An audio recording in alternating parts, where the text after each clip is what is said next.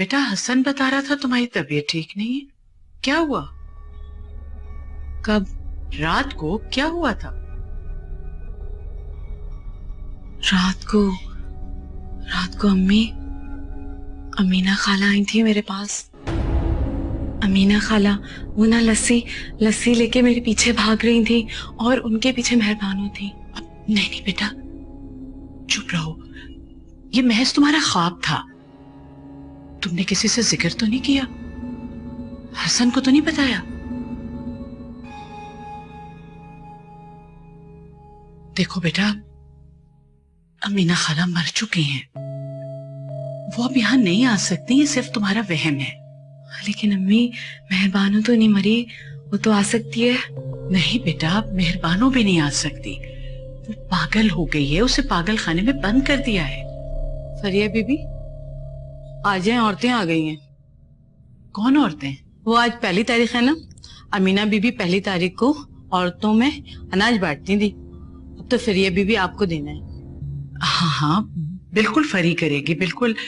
तुम चलो, मैं उसे लेके आ रही हूँ। चलो बेटा, वो लोग इंतजार कर रहे हैं। मगर अम्मी, मेहरबानो तो नहीं आएगी ना? बेटा मेहरबानो नहीं आ सकती, वो पागल खाने में है। आओ चलो, वो इंतजार कर रही है। आ जाओ बेटा, आओ।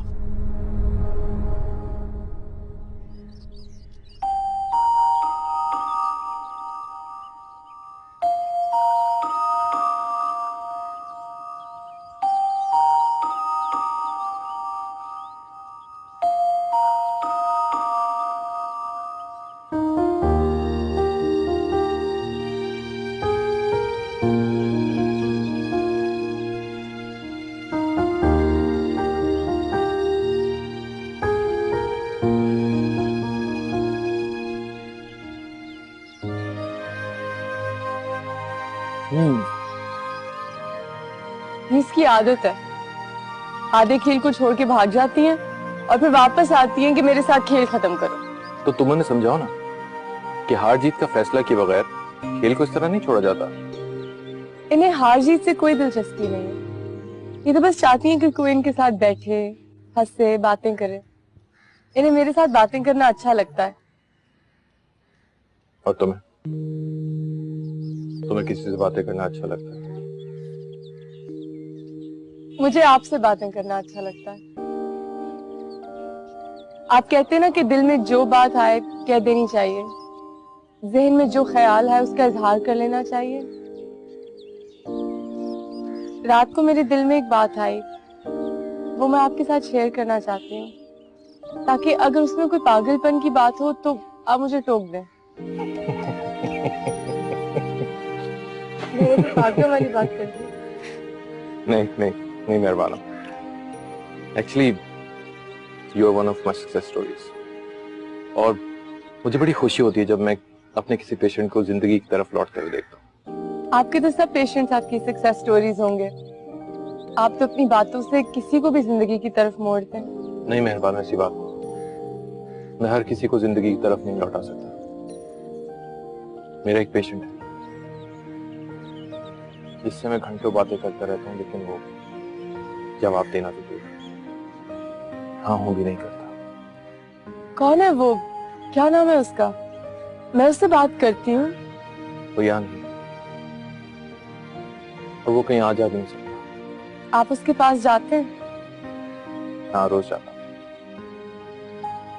इस उम्मीद के साथ कि शायद किसी दिन वो मेरी बातों का जवाब दे दे। मुझे ले चलें, मैं उससे बात करके देखती हूँ, शायद मेरी बात का जवाब दे। श्योर, बट मैं तुम्हें बताऊंगा कि कब।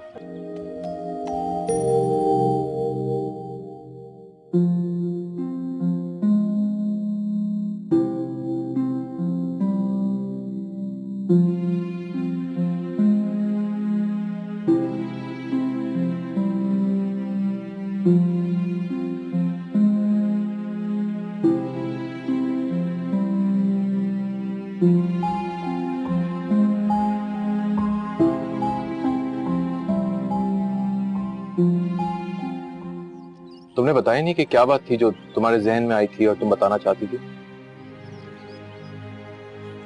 मैं भूल गई।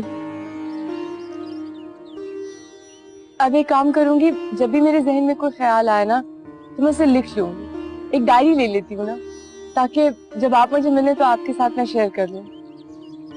श्योर। खेले? हाँ, व्हाई नॉट। ना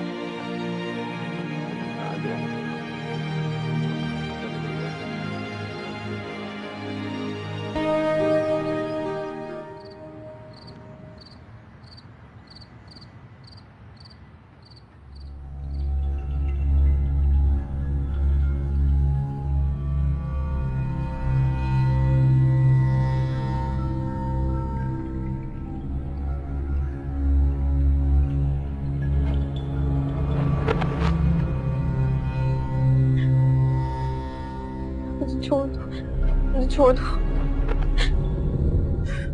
छोड़ दो, छोड़ दो मुझे, छोड़ दो मुझे, छोड़ दो, छोड़ दो मुझे, छोड़ दो मुझे। रिया, रिया, रिया, रिया, क्या हुआ? मुझे छोड़ दो, मुझे छोड़ दो। नहीं नहीं नहीं open your eyes, open your eyes. This is me, Hasan. Hasan, क्या हुआ? वो मुझे मार दे। कौन मार देगी तुम्हें? मेहरबान, मेहरबान हो।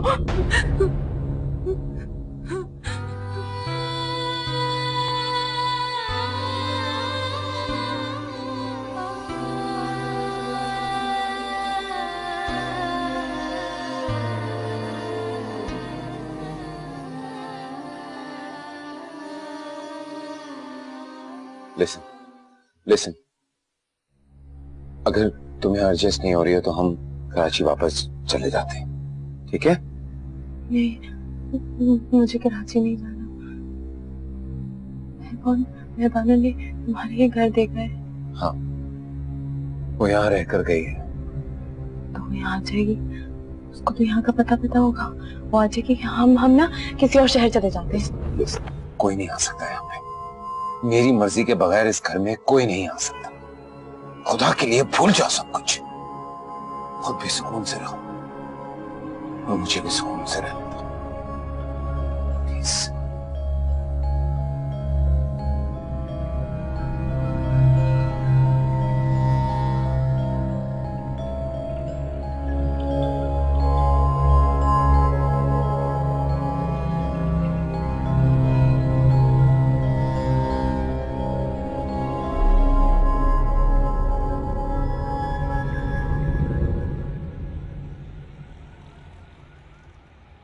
ये देखो, ये सबूत है, ये मेरा घर है। ये देखो, सब लिखा हुआ है। मेरे शौहर ने बना के दिया था मुझे, लेकिन मेरे बेटे और बहू ने मुझे घर से निकाल दिया। उन्होंने कब्जा कर दिया मेरे घर पे। अब जज हो ना, आप फैसला करो, मुझे मेरा घर दिला दो ना। मेरे शौहर ने बना के दिया था। अम्मा, मैं आपको लेकर चलूंगा, मैं आपको आपका घर दिलाऊंगा। सच्ची? तो चलो ना, हाँ भी चलो ना। अम्मा अभी नहीं जा सकते, पहले हमें तैयारी करनी होगी। मैं अपने वकील से बात करूंगा और हम ये भी नहीं चाहते कि उनको पता चल जाए कि हम आ रहे हैं। आप कुछ दिन आराम से रहें, मैं अपने वकील से बात करूंगा, पूरी तैयारी करेंगे फिर जाएंगे, ठीक है? अच्छा चलो, ये ठीक है, तैयारी से जाना चाहिए। मेरा बहुत बड़ा घर है, बहुत बड़ा घर है मेरा।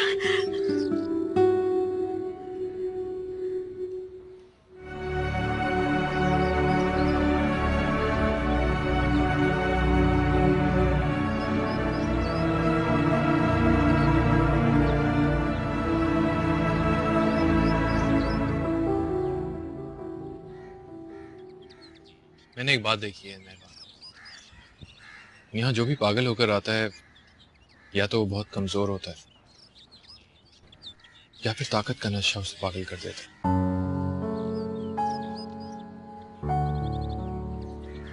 क्या हुआ, हो गई इमोशनल? अगर हम इनकी बातें सुनकर खुद रोने लगेंगे तो फिर इनके आंसू कौन पोंछेगा?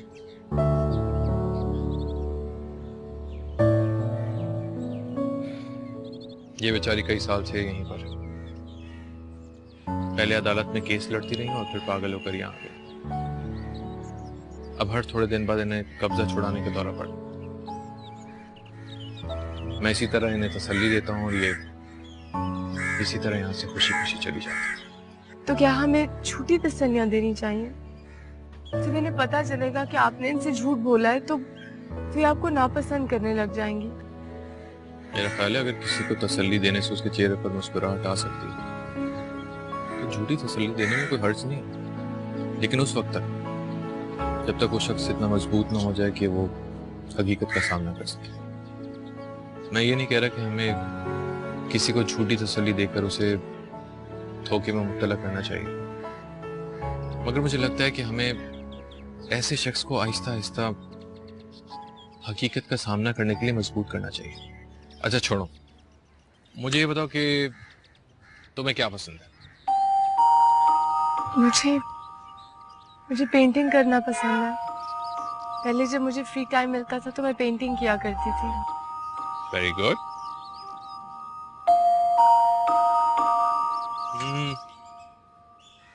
ये लो, तुम्हारे लिए। मेरे लिए?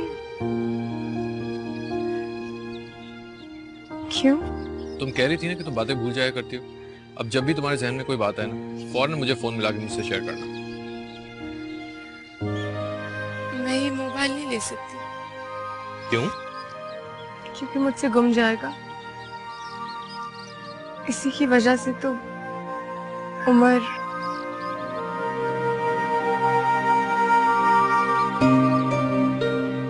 भूल चूक इंसान की फितरत का हिस्सा होती है। हमें अपनी किसी भूल को जिंदगी भर का रोग नहीं बना लेना चाहिए। कुछ भूल खुद ब खुद जिंदगी का रोग बन जाते हैं। मैं ये मोबाइल नहीं ले सकती। मैं इसे कहीं रख के भूल जाऊंगी, मुझसे गुम जाएगा। मेहरबान हो, देखो इंसान से गलती होती रहती है। किसी एक गलती की वजह से इंसान को अपना एतमाद नहीं खो देना चाहिए। चीजें तो गुमती रहती हैं, लेकिन सेल्फ कॉन्फिडेंस कभी नहीं खोना चाहिए। ऐसे चलो अभी मोबाइल रख लो, मैंने इसमें सिम डलवा दी और अगर किसी का नंबर याद हो तो मैं तुम्हें सेव करके दे देता हूँ, किसी दोस्त वगैरह का। मेरे कोई दोस्त नहीं है। आप इसमें अपना नंबर सेव कर दें। वो मैंने पहले ही कर दिया था। अगर ये खो गया तो? हाँ तो मैं और ला दूंगा, और अगर वो भी खो गया तो और ला दूंगा। Just don't worry, okay? समझ में नहीं आ रहा मेरे फरिया की अजीब सी हालत हो गई है। नींद में बड़बड़ा रही थी, पसीने में शराबूर थी। मैंने उसे संभालने की कोशिश की तो उसने मेरी गर्दन पकड़ ली। फिर उसके बाद अचानक से मेरे गले लग के रोना शुरू हो गई। वो बेटा उसने और कुछ तो नहीं कहा? नहीं, लेकिन मेरा ख्याल है कि मेहरबानों को उसने अपने सर पे सवार किया हुआ है। देखो ना हसन, वो मनहूस खुद तो पागल खाने चली गई लेकिन हमें भी कहीं का नहीं छोड़ा। लेकिन बेटा मुझे यकीन है इंशाल्लाह बहुत जल्द फरी ठीक हो जाएगी। अल्लाह तुम दोनों को औलाद से नवाज दे तो फिर उसका ध्यान इधर उधर कहीं जाएगा ही नहीं। चलो मैं जा रहा हूँ, मुझे देर हो रही है। हसन बेटा मैं तुमसे कहना चाह रही थी कि मैं ये कह रही थी कि अगर तुम बुरा ना मानो तो मैं फरी को कुछ दिन के लिए अपने पास सुला लूं। मेरा मतलब है माँ होती है, शायद इस तरह उसका ये डर खौफ खत्म हो जाए। खालाजान जैसे आपको बेहतर लगता है वैसे आप कर सकती हैं। और बेटा वो फरी बास दफा डर के बहुत उल्टी सीधी बातें करने लगती है। तुम उसकी बातों को सीरियस मत लेना, वो मेरे साथ भी यही करती है। बास दफा डर के अजीब ऊटपटांग बातें करने लगती है। तुम समझ रहे हो ना मेरी बात? काफी दिन से घर में बंद है वो। मेरा ख्याल है इस वजह से भी उसकी हालत खराब हो रही है। आज शाम में कहीं बाहर ले जाऊंगा तो मैं भी she'll feel better. बेटा, ये तो बहुत अच्छी बात है। मैं उससे कहूंगी कि तुम्हारे आने से पहले तैयार रहे वो। चलिए, इजाजत दीजिए। खुदा हाफिज बेटा।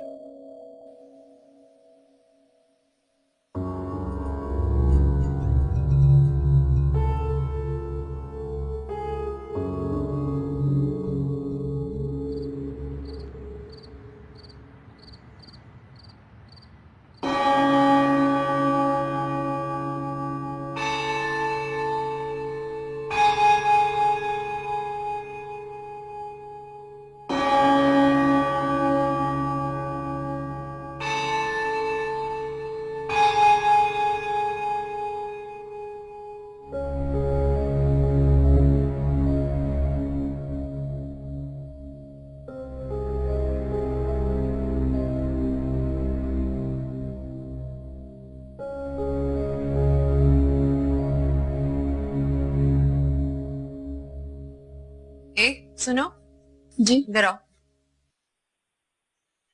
जी मेहरबानों को जानती हो? जी, वो आई थी अमीना बीबी के साथ। मुझे बताओ कि उसमें और मुझ में कौन ज्यादा खूबसूरत है? जी कौन ज्यादा खूबसूरत है बताओ। जी क्या? एक सेकंड में तुमसे बाद में बात करती हूँ। अच्छा साजिद, ये सामान कहाँ लेके जा रहे हो? मैडम वो रजा साहब ने मंगवाया है। हैं? ये तो अस्मा की पेंडिंग का सामान है और रजा कहाँ लेके जा रहा है? हसन साहब, हमें कुछ ऐसे शवाहिद मिले हैं जिनसे साबित होता है कि जहर मेहरबानों ने नहीं दिया।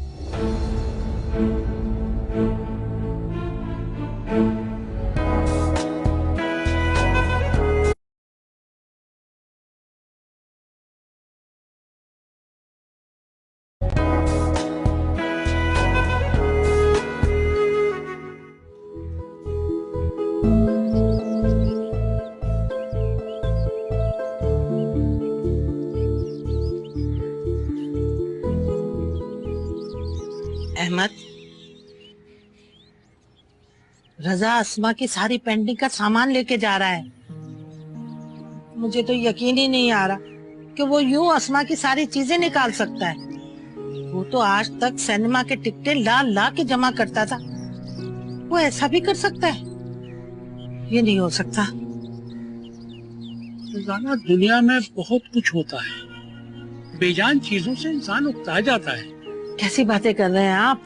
ये आपको मामूली बात लग रही है? वो अस्मा के पेंटिंग का सामान है, वो किसी को कैसे दे सकता है? ये कोई बहुत बड़ी तब्दीली नहीं है। इंसानों में तब्दीलियां तो आती रहती है ना फरजाना, और वो कोई मशीन थोड़ी है जो हर हाल में एक ही फंक्शन करता रहे।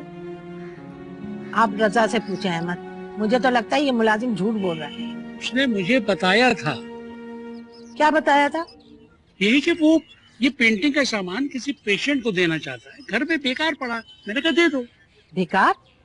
जब तक अस्मा जिंदा है कोई चीज बेकार नहीं है, और ये उसके कलर ब्रश वगैरह है। अस्मा जागेगी और पूछेगी तो मैं क्या जवाब दूंगी? भाई और ले लेंगे। अब रजा ने मुझसे कहा कि डैडी मैं ये पेंटिंग का सामान किसी पेशेंट को देना चाहता हूँ। मैंने कहा चलो ठीक है, यहाँ भी बेकार पड़ा है, दे दो। अहमद, जब तक अस्मा जिंदा है उसकी कोई चीज बेकार नहीं है, और मैं उसकी चीजें खुद संभाल के रखूंगी और उसकी हिफाजत भी करूंगी। तो एक काम करो कि रजा के हाथ में हथकड़ी डाल के अस्मा के बेड से बांध दो, क्योंकि बाकी चीजों की तो तुम हिफाजत कर लोगी, रजा का क्या करोगी? वो आपसे और मुझसे ज्यादा ख्याल रखता है अस्मा का।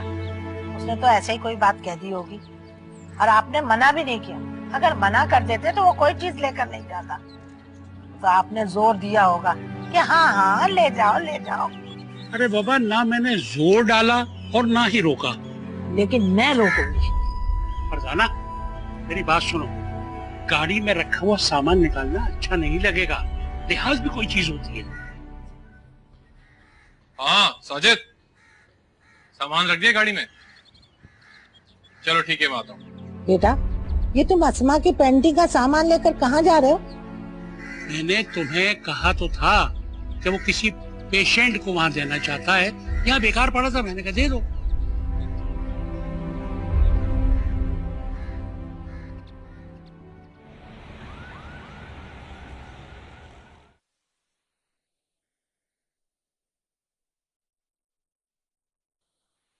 जरा मेहरबानों को बुलाना। सर वो तो कहीं चली गई। कहाँ? कोई लेने आया था उसे? सर खुद कहीं गई है। खुद गई? लेकिन किसी को बता के तो गई होगी। सर मालूम नहीं। सर मैं जाऊं? हाँ जाओ।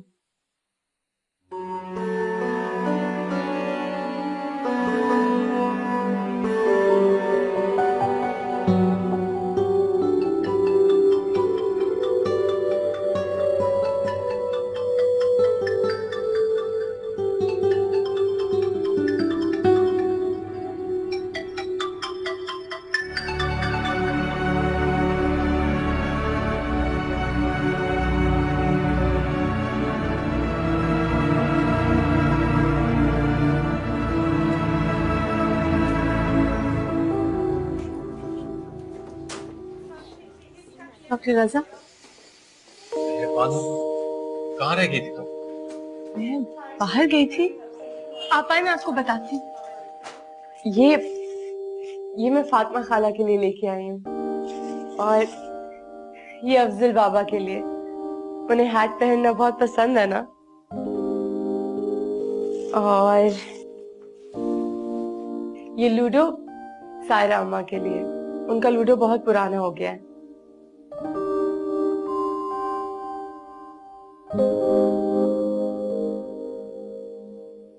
और ये आपके लिए टाई। मेरे लिए? इसकी क्या जरूरत है? आपने भी तो मुझे मोबाइल लेके दिया है। ओह, तो आप बदले में मुझे दे रही हैं? वो सब लोग, उन्होंने तो आपको कुछ भी नहीं किया, फिर उन्हें क्यों गिफ्ट दे रही हैं? इन सब ने मुझे मोहब्बत दी है, प्यार दिया है, और मैंने सिर्फ मोबाइल दिया। आपको टाई पसंद आई? जिस तरह आपको मेरा दिया हुआ मोबाइल पसंद आया था, इसी तरह मुझे आपकी दी हुई टाई पसंद आ गई। डॉक्टर साहब, मेरा यकीन करें, मैंने आपको टाई बदले में नहीं लेके दी है, मैंने सच में दिल से खरीदी है। अब आप ऐसी बातें करेंगे तो आपका दिल टूट जाएगा। नहीं, इतनी आसानी से अपना दिल नहीं टूटने दूंगी। मैंने अपने आप को काफी मजबूत कर लिया। आपको पता है, आज मैं अपना इम्तिहान लेने गई थी। आज मैं पहली दफा बाहर निकली अपने लिए, अपनी खुशी के लिए, अपनी मर्जी से। पहले मैं बाहर सिर्फ मजबूरी से निकलती थी। पहले अम्मी की दवा लाने के लिए निकल जाती थी, फिर शादी हो गई, और जब उम्र चले गए तो मजबूरन नौकरी करने के लिए। किसी पर बोझ नहीं बनना चाहती थी मैं, हमेशा बेबसी से निकली मैं। लेकिन आज मैं अपने लिए निकली, लोगों की परवाह किए बगैर। मैंने ये नहीं सोचा कि लोग मुझे देखेंगे या बातें करेंगे। मैं अपनी मर्जी से, अपनी पसंद से ये चीजें लेने के लिए निकली। मुझे बहुत खुशी हुई है। लेकिन मेरे लिए तो तुमने कुछ भी नहीं लिया। अपने लिए मैंने एतमाद लिया है, इत्मीनान लिया है। चीजें तो आपको कोई भी कहीं से भी दिला सकता है। इंसान को एतमाद खुद ढूंढना पड़ता है। डॉक्टर साहब, मैं अपने लिए एतमाद लेकर आई हूँ। को नजर आ रहा है?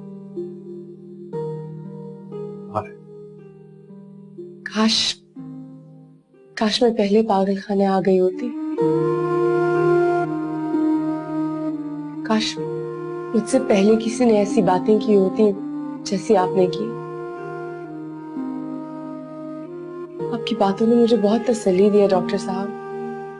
और यहाँ आने के बाद मैंने सीखा है कि लोग मुझसे भी ज्यादा दुखी हैं, मुझसे भी ज्यादा मजबूर हैं।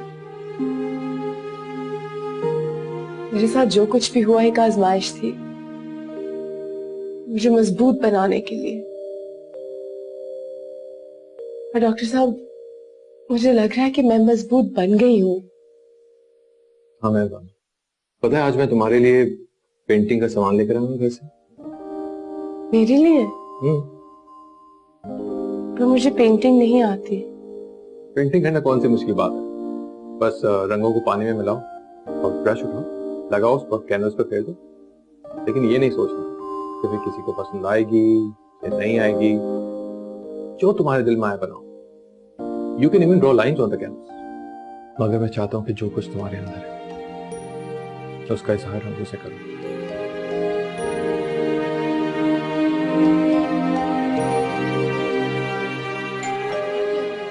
लगता है रजा आ गया। भाई खाना लगा लो जल्दी से। ठीक है सुनिए साहब, लेकिन जो आप कह रही हैं वो मुमकिन नहीं है। क्यों मुमकिन नहीं है? अस्सलाम वालेकुम। मैं बच्चों की वालेकुम सलाम। वालेकुम अस्सलाम। भाई रजा मियां, बहुत जोर से भूख लग रही है, जल्दी से चेंज करो और खाने की बेस पे आओ। मुझे भी, मैं बस चेंज करके आता हूं। आप जल्दी। और देखिए फीस भी तो वही देते हैं, गार्डियन तो वही हुए ना। मैं खाना लगवाती हूँ। आइंदा से आप उनसे फीस मत लीजिए। आइंदा से अपने बच्चों की फीस मैं खुद दूंगी। मामा आज तो खाना बहुत ही मजे का बना, हाथ ही नहीं रुक रहा। ऐसी क्या खास बात है? ऐसा खाना तो मैं रोज बनाती हूँ। वैसे आपका खाना तो रोज ही अच्छा होता है, नो डाउट अबाउट दैट। आज तुम बहुत खुश लग रहे हो, कोई खास बात है? जी हाँ मामा, एक्चुअली मैं आज बहुत खुश हूँ। क्यों, कोई खास वजह? खुश होने के लिए किसी वजह की जरूरत है। भाई खाना अच्छा है, अच्छा पक्का हुआ है, खुश हो गए। क्यों मियां? जी बिल्कुल बिल्कुल ऐसे ही। एक्चुअली मेरा एक पेशेंट काफी बीमार था और आज वो बिल्कुल ठीक हो गया। बस मुझे इसी बात की खुशी है। लगता है कोई बहुत ही बिगड़ा हुआ केस था जिसका तुमने बड़े दिल से इलाज किया है। Well that is true. हाँ भाई, अगर कोई ऐसा पेशेंट जिसके ठीक होने की उम्मीद ना हो और वो ठीक हो जाए तो डॉक्टर को बहुत खुशी होती है। ये वो वाला पेशेंट तो नहीं है जिसके लिए तुम अस्मा की पेंटिंग का सामान ले गए थे? जी। अरे भाई, आज कोई मीठा नहीं बनाया? भाई, मीठे के बगैर खाने का मजा खाक हो जाता है। बनाया है, फ्रिज में, मैं लेकर आती हूँ। खाना खाओ।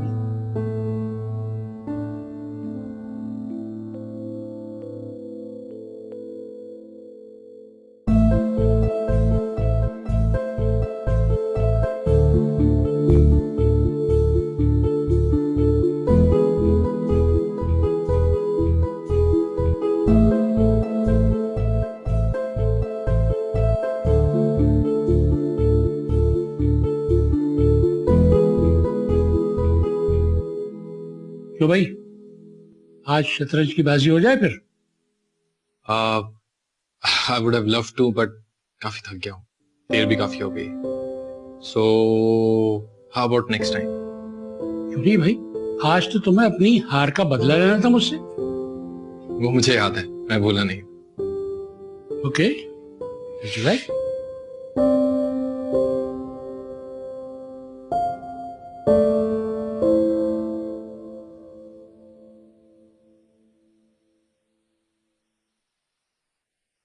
भाई, आप रजा से किस तरह के सवाल कर रही थी?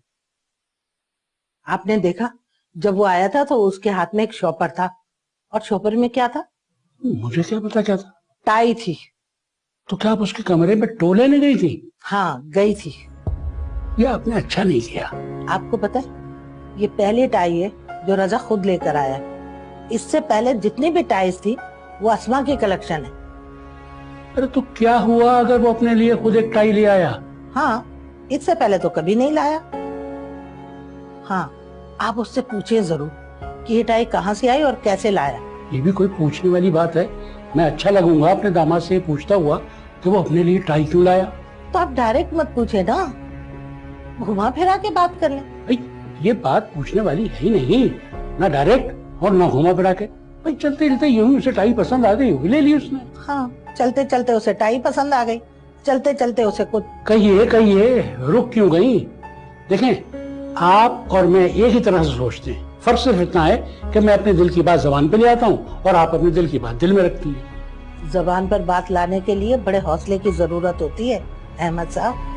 अब किसी बात का अगर हौसला नहीं है और हकीकत में वो सामने आ जाए तो फिर कहाँ से लाएंगी हौसला? इसीलिए तो कह रही हूँ कि आप पूछ कर तो देखें, चाहे डायरेक्टली चाहे इनडायरेक्टली, ताकि हम उसे वक्त से पहले रोक सके।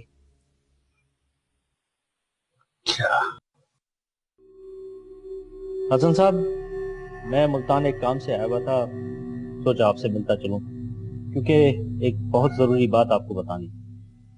कहिए। हमें कुछ ऐसे शवाहिद मिले हैं जिनसे साबित होता है कि जहर मेहरबानों ने नहीं दिया।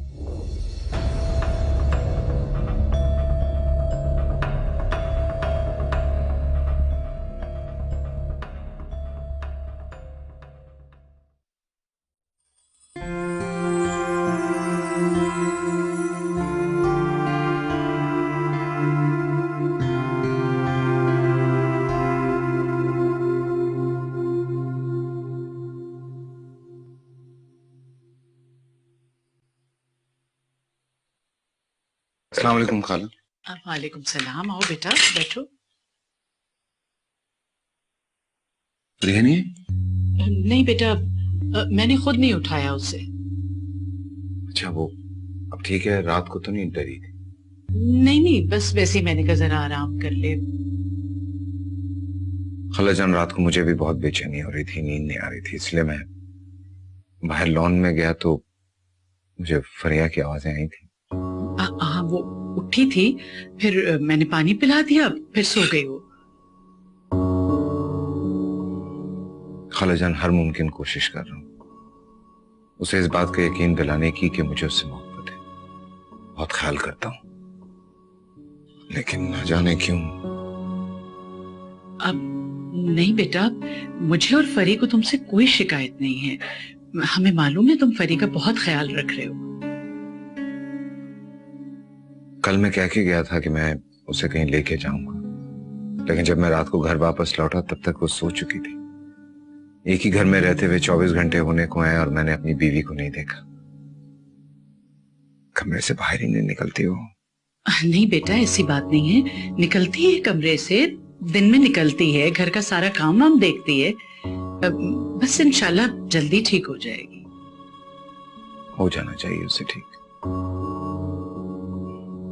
मैं पहले ही बहुत बड़े सदमे से गुजरा हूं, सीधी हिम्मत नहीं है मेरे अंदर। ठीक कह रहे हो बेटा, सदमा क्या होता है ये मुझसे बेहतर कौन जानेगा। लेकिन तुम फरी को बस थोड़ा वक्त और दे दो, बस चंद दिन। नाश्ता तो लीजिए। ले रही हूँ बेटा, तुम लो। मैं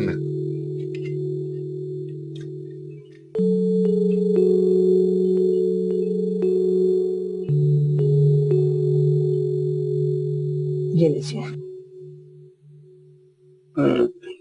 आज वो सुबह सुबह जल्दी चला गया, एक कप चाय पी के। आपका टेबल पे इंतजार भी नहीं किया उसने। तो भाई कोई मीटिंग वगैरह होगी, और अक्सर जब मीटिंग होती है ना वो जल्दी चला जाता है, इसमें अचंभे की क्या बात है? अचंभे की बात तो है, रात जो वो टाई लेकर आया था वही पहनकर चला गया। अच्छा, तो आप अब तक कल रात की बात सोच रही हैं, और इसमें ये टाई की इतनी तशवीश की क्या बात है? भाई कभी कभी वो जल्दी चला जाता है, रोबोट तो है नहीं, इंसान है, कभी कभी कोई ना कोई तब्दीली तो आ जाती है ना। जब सारी बातें एक जैसी एक साथ होने लगे तो तशवीश तो होती है ना। और फिर जब तक अस्मा की सांस चल रही है तो रजा का मामूल यही रहना चाहिए, उसमें तब्दीली नहीं आ सकती। अभी तब्दीली का वक्त नहीं आया। फरजाना बेगम, तब्दीली का वक्त तो बहुत पहले आ गया था। ये तो रजा की अस्मा से मोहब्बत है जो उसने उसको अब तक नहीं छोड़ा। तो क्या रजा के दिल में अस्मा की मोहब्बत खत्म हो गई? ऐसा नहीं है, लेकिन अब रजा के दिल पर किसी और की मोहब्बत हावी हो रही है। एक दिल में दो मोहब्बतों का मुकाबला है। अब देखें जीत किसकी होती है। पर मेरी अस्मा क्यों लेटे लेटे मुकाबला कैसे करेगी?